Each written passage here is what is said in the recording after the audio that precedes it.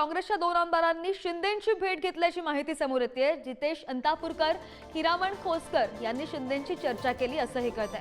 Cross वोटिंगमुळे दोनही आमदारांवर कारवाई होण्याची शक्यता आहे आणि काँग्रेसचे 2 आमदार शिंदे गटाच्या वाटेवर आहेत का असे प्रश्न सुद्धा सध्या उपस्थित होत आहेत। मी जाणारच नाही। मला थोरात साहेबांनी सिग्नल दिला, नाना पटोले साहेबांनी सिग्नल दिला, दिल्लीचे निरीक्षक येऊन गेले, मला त्यांनी शब्द दिलेला आहे। मी 100% काँग्रेसकडून आमदार होणार, मोठ्या फरकाने होणार, मला दुसरीकडे जायचं काही कामच नाही। 100% मला काँग्रेसचं तिकीट मलाच देणार आहे। काँग्रेस तिकीट मी घेऊन त्या ठिकाणी मी निवडून काँग्रेसकडून निवडून येणार आहे। परंतु 3.5 लाख लोकांनी मला निवडून दिलेलं आहे।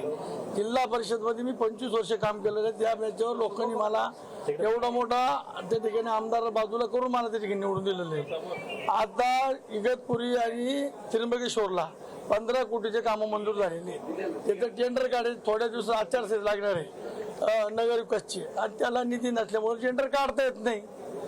2-4 लाभार्थ्यांचे समाज कल्याणचं खातं त्यांच्या असल्यामुळे लाभार्थ्यांच्या सह्या घ्यायच्या होत्या। आताही सुद्धा परत सीएम साहेबांकडे जायचे, मला जावं लागतं।